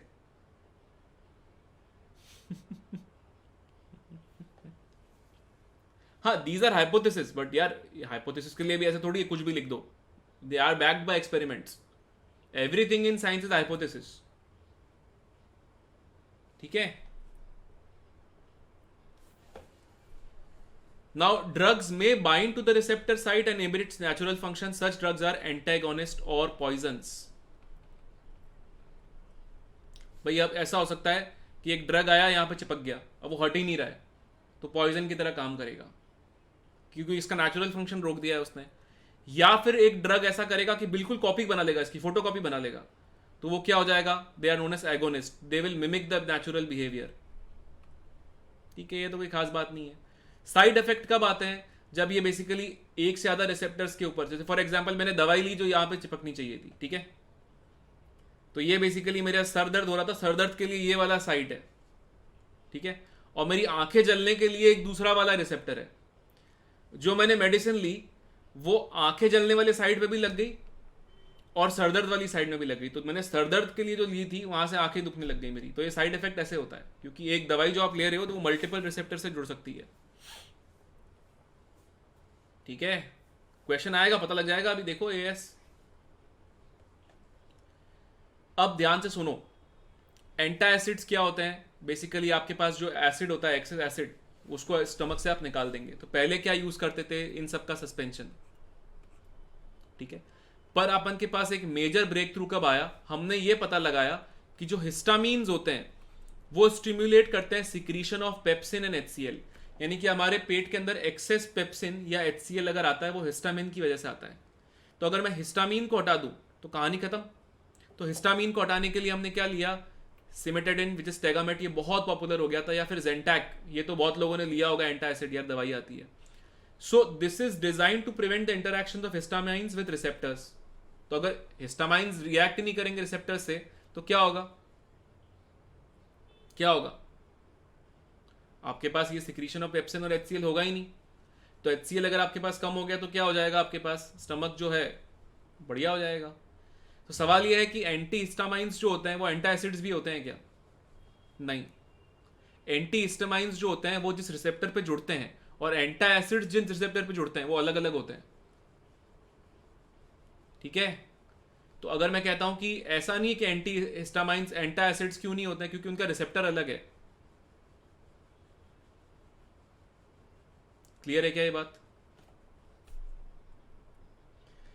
एंटी हिस्टामाइंस क्या होते हैं, अमीन्स विच कंट्रोल एलर्जी। तो फॉर एग्जाम्पल अगर आप इविल लेते हो, एक एविल करके दवाई आती है ना, एविल अगर आप लेते हो तो क्या होता है, वो आपके पास क्या है, आपके पास एंटी हिस्टामाइन है। तो अगर मैं कहता हूं कि हिस्टामाइन है, ये नेचुरली अकरिंग होता है फूड, ये हर बॉडी में नेचुरली मिलता है हिस्टामाइन। अब आप इस रिलीज ऑफ हिस्टामाइन को चाहते हो कि ना रोको, क्योंकि ये अगर रिलीज हो रहा है तो आपकी बॉडी एलर्जिक रेस्पॉन्सेज देती है। तो आपको कभी सपोज टिश्यू इन्फ्लेमेशन हो गया या एस्थमा हो गया या स्किन में इरिटेशन हो गया, वो क्यों होता है, क्योंकि हिस्टामाइन रिलीज हो रहा है। तो आप एक ऐसी चीज लेके आओगे जो हिस्टामाइन को रिलीज करने से रोकेगी, वो कौन सी होगी, एंटी हिस्टामाइन। क्या क्या हो सकता है वो, प्रोमेथाजाइन, डाइमटैप, या सेल्डेन, इनका नाम याद रखना। क्या है ये? टर्फेनाडाइन। ठीक है, इन सब के नाम ध्यान रखना। तो इनके नाम लिख रहा हूं, इनके स्ट्रक्चर्स नहीं, रिमेंबर नेम्स।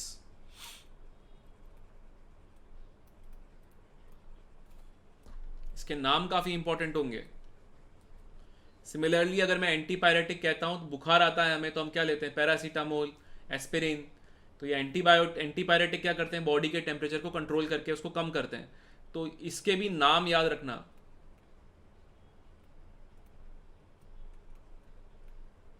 प्लस इसका स्ट्रक्चर याद रखना और इसका स्ट्रक्चर याद रखना, ये काफी इंपॉर्टेंट है। एस्पिरिन कभी भी हम कहते हैं खाली पेट नहीं लेना चाहिए। क्यों? क्योंकि खाली पेट जब हाइड्रोलिसिस होगा तो यहाँ पे क्या होता है, ये आपके पास सैलिसिलिक एसिड बन जाएगा।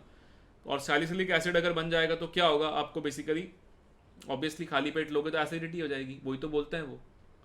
तो खाली पेट क्या होता है? हाइड्रोलिसिस से ये आपके पास सैलिसिलिक एसिड दे देता है। इसके अंदर एक आपके पास नॉन ब्लड क्लॉटिंग या एंटी ब्लड क्लॉटिंग प्रॉपर्टी भी होती है, तो ब्लड को पतला करता है ये। इसलिए जो हार्ट पेशेंट्स होते हैं उनको ये अपन देते हैं ताकि उनका ब्लड में क्लॉटिंग ना हो। तो हार्ट अटैक बेसिकली क्यों होता है? जब ब्लड अपन का फ्लो करना बंद हो जाता है, क्लॉटिंग हो जाती है। तो अगर किसी के पास एंटी क्लॉटिंग प्रॉपर्टी है तो हार्ट अटैक से बचोगे ही ना आप, क्योंकि ब्लड फ्लो होने लग जाएगा, ब्लड पतला हो चुका है अब। एनाल्जेसिक्स क्या होते हैं भैया? Pen relievers. तो एस्पिरिन, पैरासीटामोल जो है वो तो एंटीपायरेटिक भी है, एनाल्जेसिक भी है, क्योंकि पेन रिलीव में भी काम करते हैं आपके।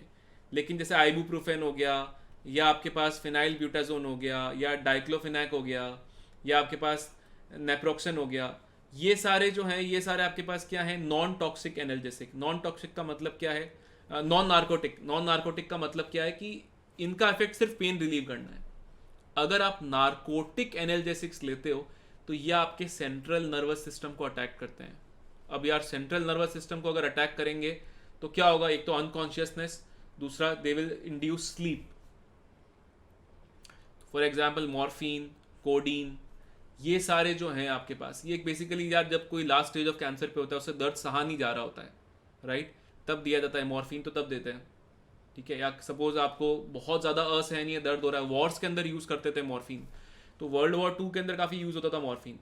सोल्जर कोई हर्ट हो गया है, आपने क्या किया? मॉर्फिन का शॉट दे दिया, क्योंकि गोली खा ली है किसी ने। अब वहाँ पे तो हॉस्पिटल होगा नहीं, तो वहाँ पे क्या होगा? नॉर्मल एनाल्जेसिक से कुछ होने वाला है नहीं। ठीक है, तो इनके नाम याद रखना अगेन। अगर मैं ट्रंक्विलाइजर की बात करता हूँ तो ये साइकोथेरेप्यूटिक ड्रग्स हैं, the treatment of stress and mental diseases. ये टिपिकली किसी को डिप्रेशन वगैरह होता है तब यूज़ किया जाता है। ये भी सेंट्रल नर्वस सिस्टम को अटैक करेंगे, ये भी स्लीप इंड्यूसिंग होंगे। एंटी डिप्रेसेंट क्या होंगे? अगर एक पर्सन है जिसका नोराड्रेलिन लेवल लो है, तो नोराड्रेलिन लेवल अगर लो है तो आप क्या करोगे? ऐसे ड्रग्स लेकर आओगे जो बेसिकली इसका सिक्रीशन रोकता है या इसका डिग्रेडेशन कम करेगा। तो वो क्या हो सकते हैं? जैसे फॉर एग्जांपल मैं कह सकता हूँ, आपने ले लिया नार्डेल या फिनेंजाइन या आइप्रोनिज एसिड, ये सब आप ले सकते हो। ओके, बार्बिट्यूरेट्स, अब ये हिप्नोटिक होते हैं, स्लीप इंड्यूसिंग होते हैं, तो ये बेसिकली बार्बिट्यूरिक एसिड और उसके डेरिवेटिव्स होंगे। तो ये सारे नाम ध्यान रखना, स्ट्रक्चर्स नहीं।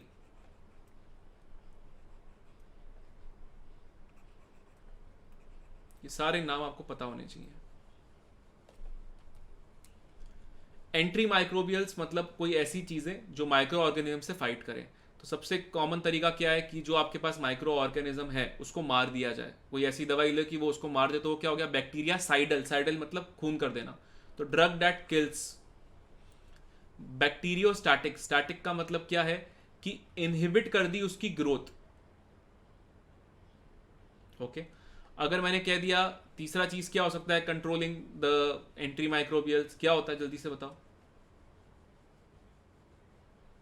इम्यूनिटी बढ़ा लो भाई अपनी। अभी कोरोना वायरस चल रहा है ना, तो सब लोग क्या कर रहे हैं?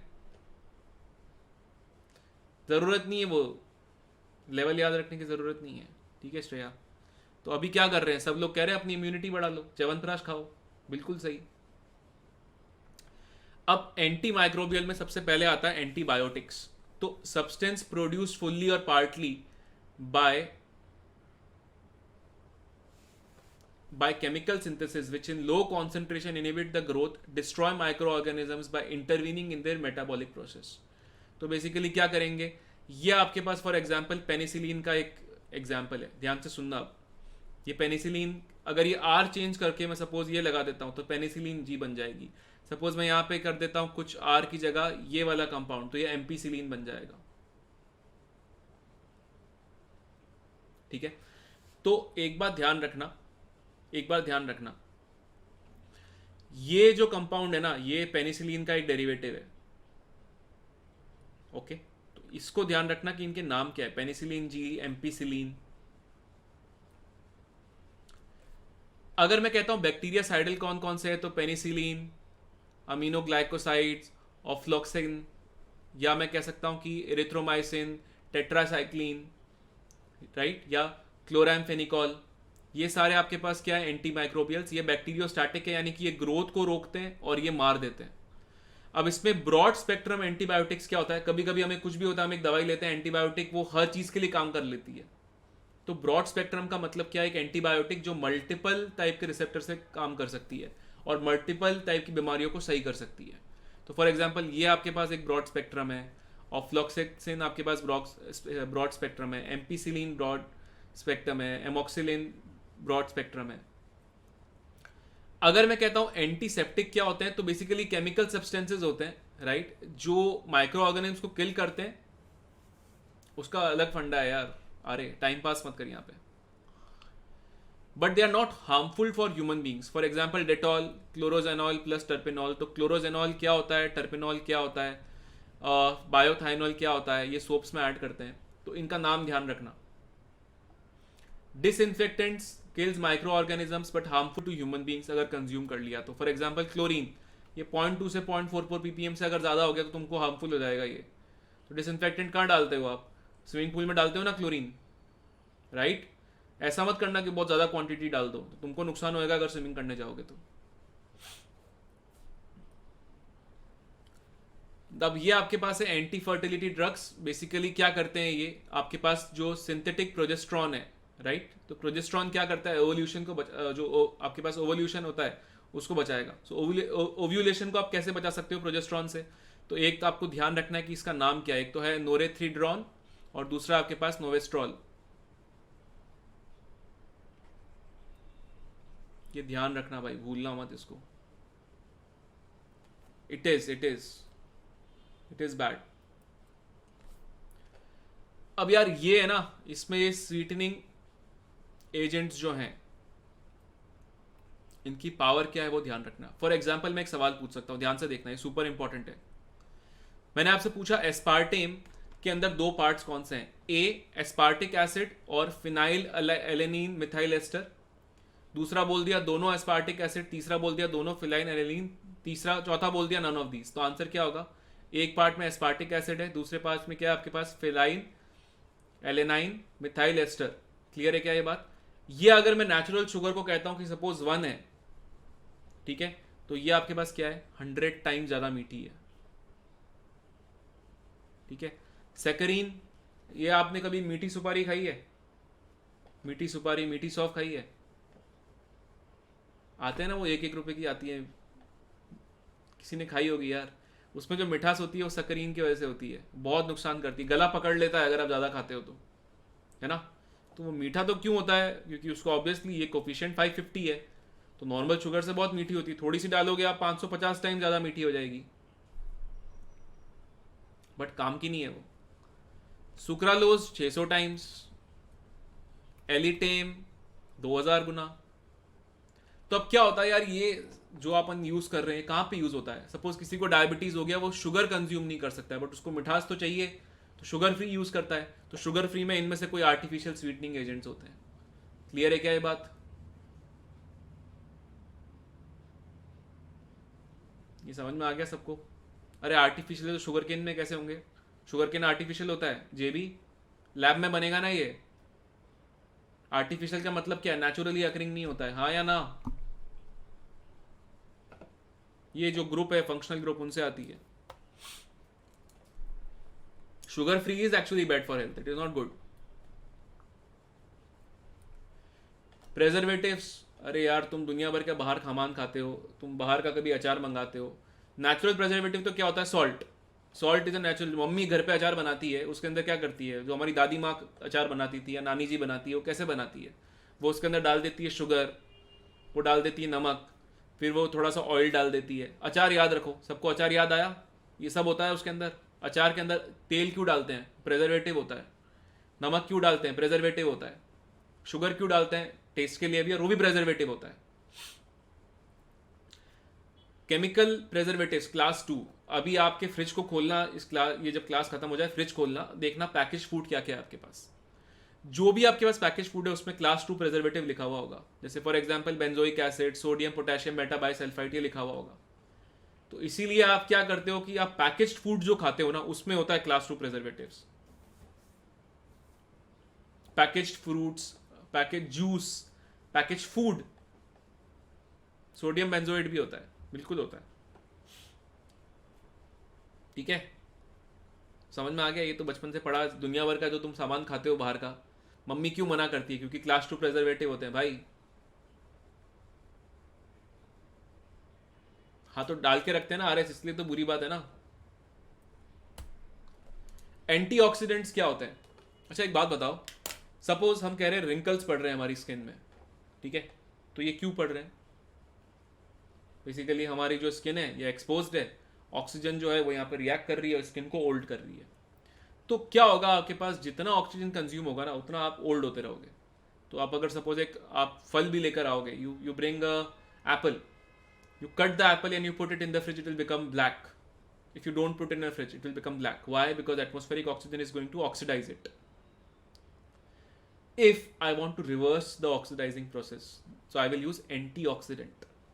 So if I say antioxidant, क्या करेंगे, वो इस प्रोसेस को रिवर्स कर देंगे। तो शेल्फ लाइफ बढ़ जाती है।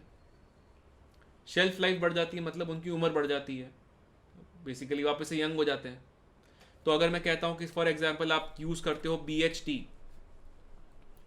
तो BHT क्या है, ब्यूटाइलेटेड हाइड्रोक्सी टोल्विन, ये है BHT। ये है BHA, ये अमूल बटर में होता है भाई BHA, किसी भी बटर में मिलेगा आपको। सपोज अगर आप BHA ऐड नहीं करते हो तो बटर खराब हो जाता है सपोज एक हफ्ते में, अगर BHA ऐड करोगे तो कई सालों तक खराब नहीं होगा। आ रही है बात समझ में? हाँ या ना?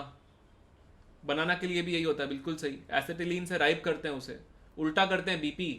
एसिटिलीन से तो पका रहे हो, क्योंकि बनाना को पकने में समय लगेगा। मैं कह रहा हूं उल्टा करना है, पकाना नहीं है,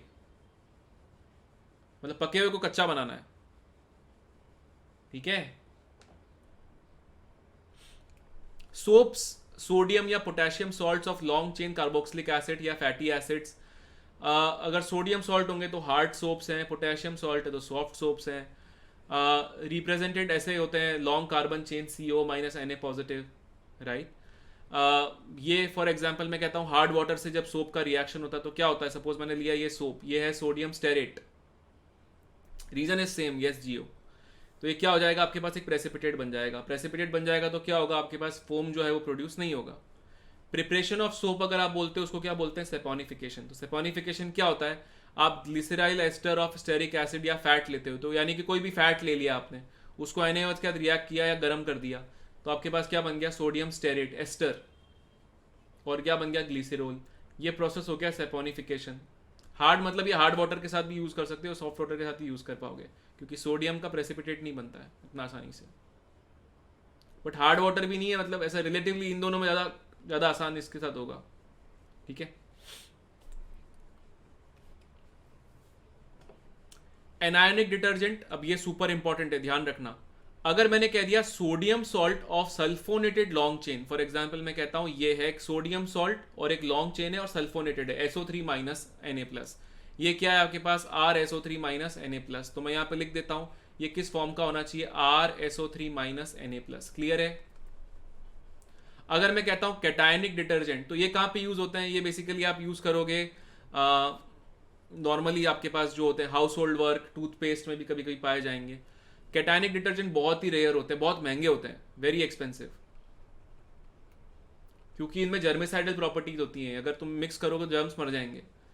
ये क्या होते हैं आपके पास, ये आपके पास होते हैं quaternary ammonium salts of amines with this और दिस। ये सुपर इंपॉर्टेंट है, ध्यान रखना, अभी सवाल पूछूंगा मैं, अभी सवाल आने शुरू होने वाले हैं आज, होने वाले हैं शुरू। नॉन आयोनिक, जैसे कि ये नॉन आयोनिक है, इसमें कोई आयन ही नहीं होता है, तो ये क्या हो गया, ये लिक्विड डिश वॉशिंग के काम आता है। ठीक है। क्लेंजिंग एक्शन ऑफ सोप, ये आप ऑलरेडी कर चुके हो, माइसेल बन गया। तो जो हाइड्रोकार्बन चेन है वो, जैसे फॉर एग्जांपल मेरे कपड़े पे कुछ ग्रीस लगा हुआ है, वो ऑयल है, तो हाइड्रोकार्बन चेन ऑयल से जुड़ जाएगी, और जो ये आपके पास है पार्ट, ये पानी में घुल जाएगा। फिर क्या हो गया, आपके पास जो ऑयल है उस ऑयल के आसपास सारे नेगेटिव CO माइनस है, तो ऑयल के ऊपर क्या आ गया, नेगेटिव चार्ज। अगर ऑयल के ऊपर नेगेटिव चार्ज आ गया तो ये एक ऑयल का मॉलिक्यूल है, दूसरे ऑयल का मॉलिक्यूल है, तो ये ऑयल का मॉलिक्यूल इस ऑयल के मॉलिक्यूल से रिपेल करेगा। यानी कि अब ये इमल्शन जो है, ऑयल इन वाटर इमल्शन, ये स्टेबल इमल्शन बन चुका है, क्योंकि ऑयल का मॉलिक्यूल एक दूसरे चिपक नहीं रहे या कोलिस नहीं कर रहे हैं। अब क्या करोगे आप, जब इसको पानी से साफ करोगे तो जो डर्ट है जो ऑयल से जुड़ी हुई है वो अलग हो जाएगी, तो जो भी आपके दाग धब्बे थे वो निकल के अलग हो जाएंगे। ये आप बचपन में पढ़ चुके हो यार, ठीक है, सरफेस केमिस्ट्री में भी पढ़ चुके हो। ठीक है। नॉन आयोनिक अलग फंडा है उसका यार। ठीक है। हाइड्रोकार्बन चेन तो उसमें ही है ना, ये रिलेटिवली उसमें देखना पड़ेगा कि पोलर पार्ट कौन सा है, तो ये पोलर पार्ट है। ठीक है। आगे बढ़े, करे भाई, रेडी हो सब? सब रेडी है क्या भाई? हाँ जी, पेन पेपर निकाल लो। चलिए, first question, 30 second, time starts now. अपना आंसर लिखो, अपना आंसर लिखो और अपना नाम लिखो।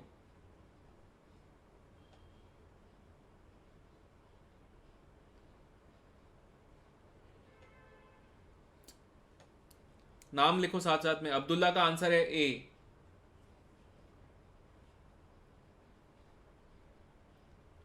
श्रेया का आंसर क्या है? सी।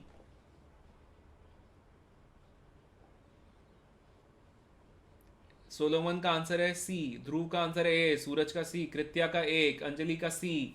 सृष्टि का सी। पूजा का ए। संदिल का सी। प्रगति का ए। सद्दाम का सी। हर्षित का ए। सिड का सी। अक्षत का ए। सुब्रत का सी। ओमकार का बी। रवि का ए। प्रदीप का ए। वरिषा का ए। अंश का सी। श्रेया का ए।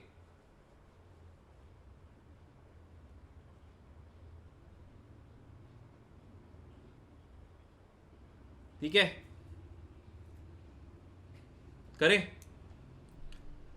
देखो भाई, काफी लोगों ने इसका आंसर ए लिखा है, इसका सही आंसर है सी। ये तो एक न्यूरोट्रांसमीटर है, इसकी वैल्यू कम होती है अगर, तो एंटी डिप्रेसेंट लेते हैं। तो जितने लोगों का सही है सही है, जितने लोगों ने ए लिखा है वो सॉरी लिख दो यार। अरे टाइम पास मत कर यार, क्यों अपने दुश्मन बना रहा है इतने सारे?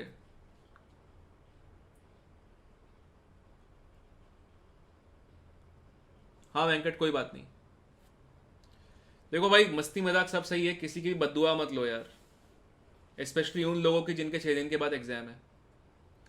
हाँ भाई, एक गोल्ड नंबर के बारे में सवाल पूछ रहा था कोई, किसी ने चैट में लिखा था, अगर तुम सपोज NaCl को बढ़ा दोगे ना तो गोल्ड नंबर उसी तरीके से, तो 1 ml के लिए सपोज गोल्ड नंबर 5 है, तो 10 ml के लिए क्या होगा, चेंज हो जाएगा ना वो नंबर। बता दिया ना RS। अगर सपोज तूने 1 ml के लिए गोल्ड नंबर 5 लिया, तो 10 ml के लिए क्या होगा, यू विल रिक्वायर मोर, तो 10 टाइम्स रिक्वायर्ड होगा। ठीक है, ठीक है RS। सो इफ अगर 1 ml के लिए गोल्ड नंबर 5 है, तो 10 ml के लिए क्या होगा, ज्यादा होगा। कितना चेंज होगा तो डिपेंड करेगा तूने जो गोल्ड सोल लिया है वो कितना लिया है। SP, it's an English class, okay? You cannot dictate the terms, okay? Everyone here is attending the class, and I am using both English as well as Hindi, so don't use language like this, okay? Shall we proceed? The time starts now.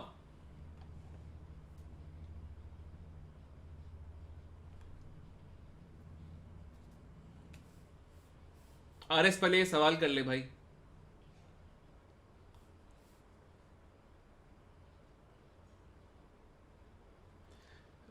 Right the answer, write your name.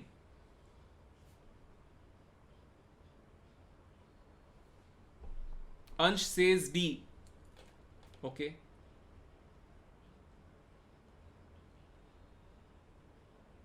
Sarang C, Ravi D, Navneet D, Solomon C, Abdullah B, AR says D, Pooja D, Dhruv D, Shivank D, Harshit D, Ranveer C, Vipul D, Venkat D, Varisha D, Pragati D, J C, Abhishek D, Suraj D, Anjali D. Everyone is saying D. D is the right answer. So अभी मैंने बताया था allosteric क्या होता है. Allosteric molecular binding to another site. Competitive inhibitor क्या होता है? Binding to active site. Receptor क्या होता है? Crucial for communication. पॉइजन क्या होता है? बाइंडिंग टू एंजाइम कंप्लीटली और कोवेलेंटली. क्या आंसर हो गया? अभी बताया था मैंने थोड़ी देर पहले. जिनका भी गलत है वो सॉरी लिख दो यार. ये सिंपल है, मैंने अभी जस्ट बताया था. जो ध्यान से सुनेंगे उनका हो जाएगा ये.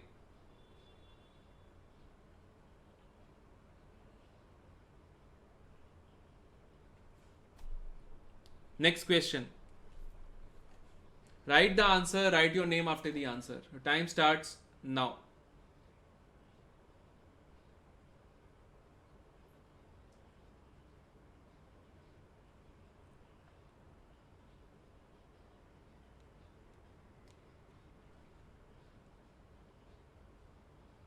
केवल says B, Solomon says B.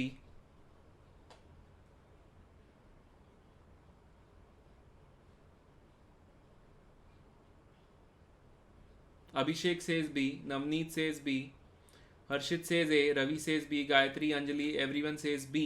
Mostly people are saying B. B is the right answer. Very good. So this is anti-fertility. And if I say this is antibiotic, and Equanil basically is antidepressant.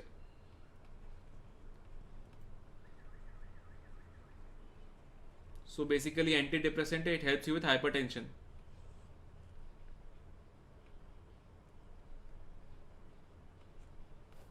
B is the right answer. Good job guys.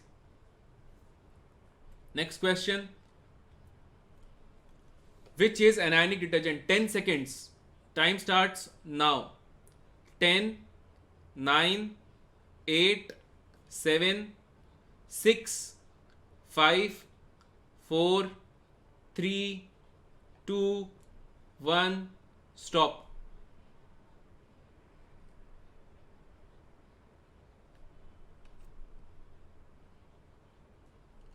Finish. 10 second का ही था. ये सवाल आ रहा था. कितना difficult है क्या ये?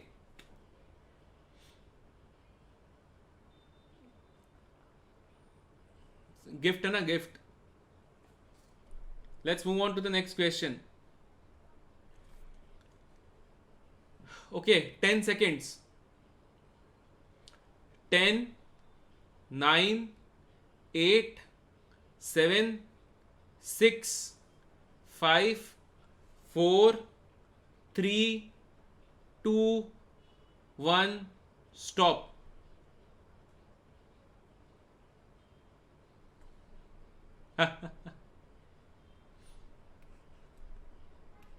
This is nothing but aspirin.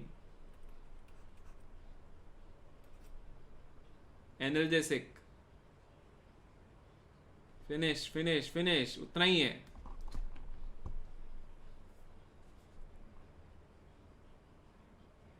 तो अगर ये चैप्टर पढ़ लिया तो क्या ऐसे क्वेश्चंस आ रहे हैं यार? गिफ्ट हैं सारे. चलो ये करके बताओ. You have again 10 seconds. 10, 9, 8, 7, 6, 5, 4, 3, 2, 1. Stop. अरे ये तो है ना ALOH थ्राइस, MgOH थ्राइस, ये सारे होते हैं. देखो ये होता है जेंटैक, तो ये टीडाइन है, तो ये भी टीडाइन है, तो ये दोनों एक जैसे ही होने चाहिए. तो यही बचता है. खत्म.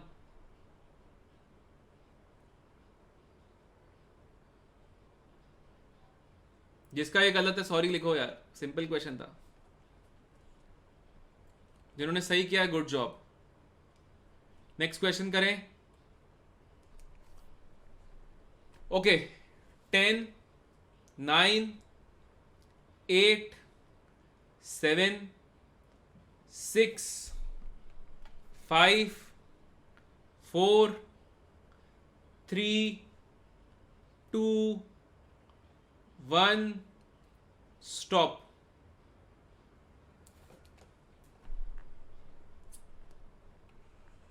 अभी किया था, फोटोकेमिकल स्मोक क्यों होता है?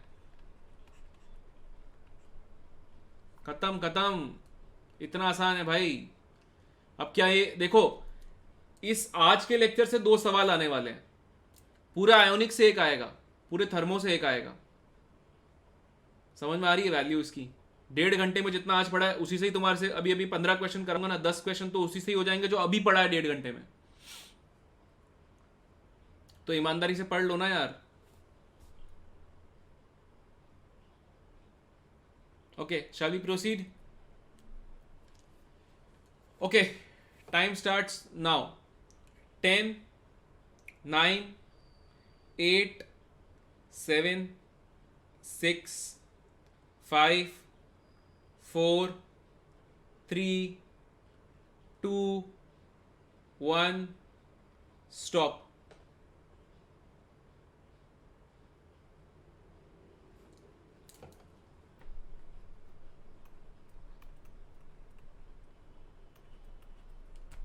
Simple. Reducing smog is SOx, SO2. But we are asking about air pollution that occurs in sunlight. Sunlight means HNU. That is photochemical smog. Okay. Shall we proceed? Okay. Maximum concentration of copper present in drinking water. We just did it. मैंने underline भी किया था। बताओ इसका answer क्या है? 10 9 8 7 6 5 4 3 2 1। अरे अभी तो करवाया था।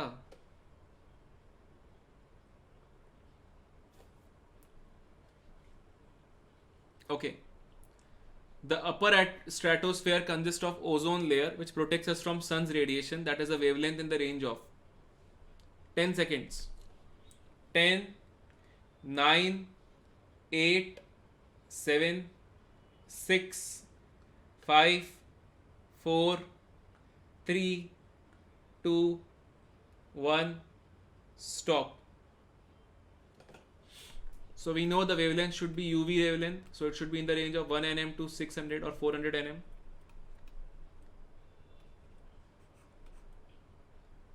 This fits.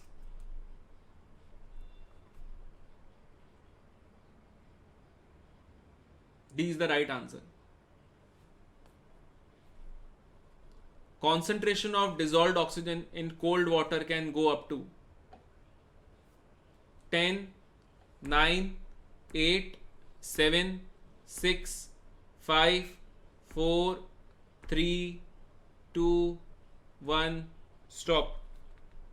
NCERT question 10 ppm. The condition for methemoglobinemia by drinking water is 10 9 8 7 6 5 4 3 2 1। Blue baby syndrome. No, here I have done it.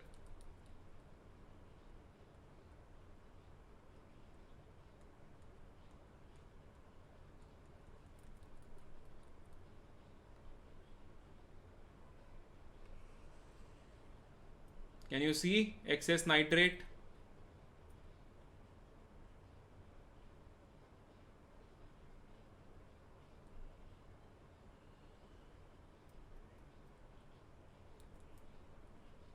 Right?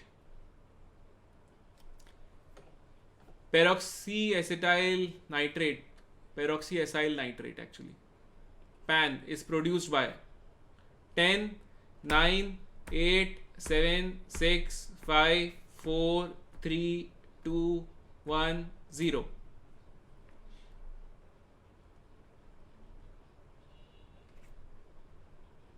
We knew that this is the final product, PAN. आया समझ में? pH of rain water अभी तो कराया था, बताओ कि क्या होगा?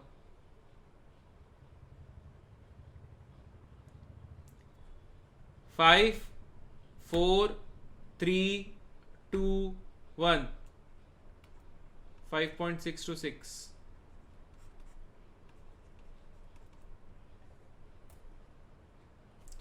Okay, what is BOD? So as BOD increases,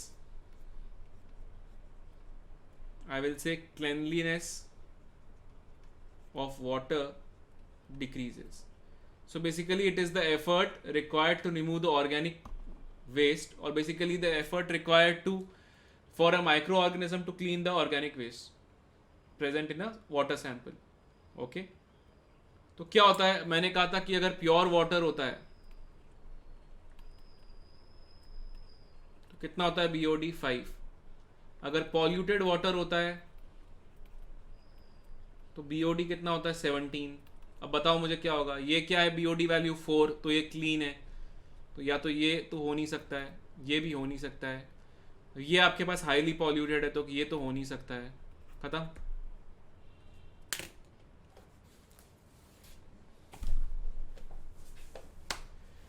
चलो भाई, अब एक बात बताओ,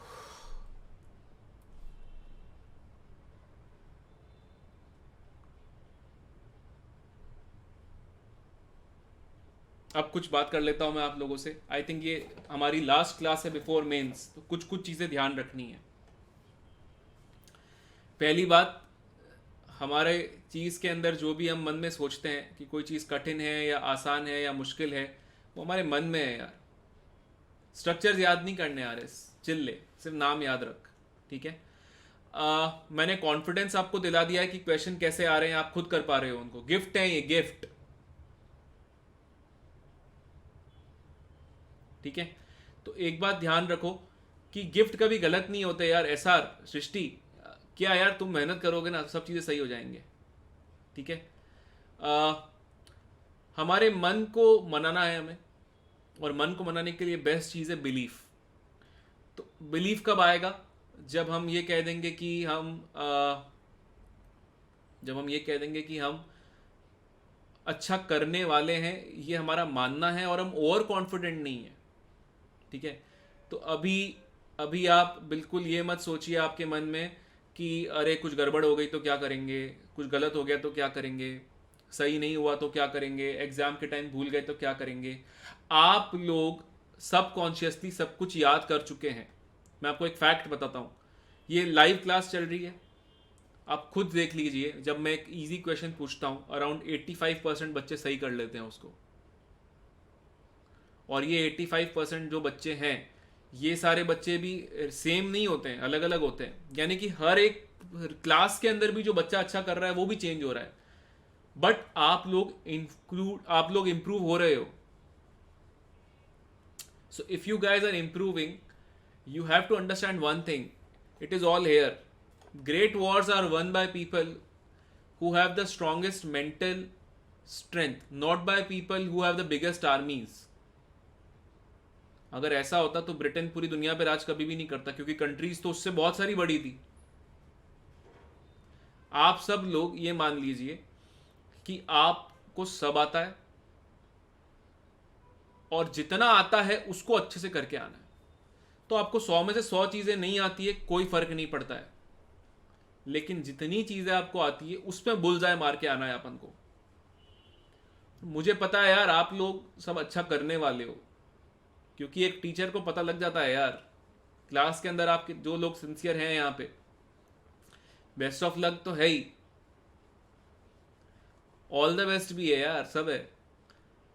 और अभी एग्जाम से कुछ दिन पहले हमको ऐसे फील्स आएंगे कि पैनिक अटैक आएंगे, या ऐसा लगेगा कि चीज़ें भूल रहे हैं. तो मेरी बात ध्यान रखना जो मैंने कहा है, अगर हम मेहनत करते हैं तभी कोई चीज़ दाव पे लगी हुई है.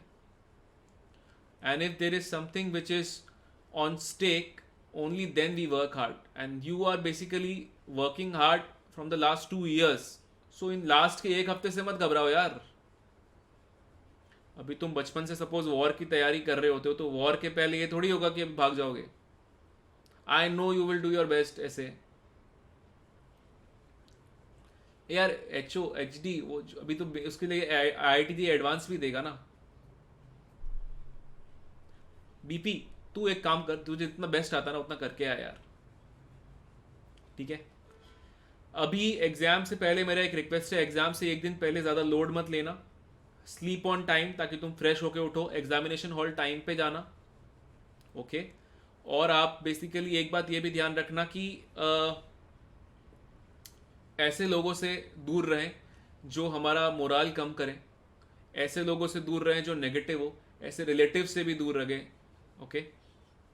Now understand one thing that all of you remember one thing. बहुत कम लोग होते हैं जो चाहते हैं कि आप अच्छा करो, लेकिन उनकी दुआ हमेशा आपको लगती है, उनका आशीर्वाद हमेशा आपको मिलता है. आप सब लोगों का पेपर अच्छा हो ये मैं चाहता हूँ. तो मेरा आशीर्वाद तो आपके पास है ही, अपने पापा मम्मी का आशीर्वाद आपके पास है ही, आपके वेल विशर्स कुछ ना कुछ तो होंगे ही.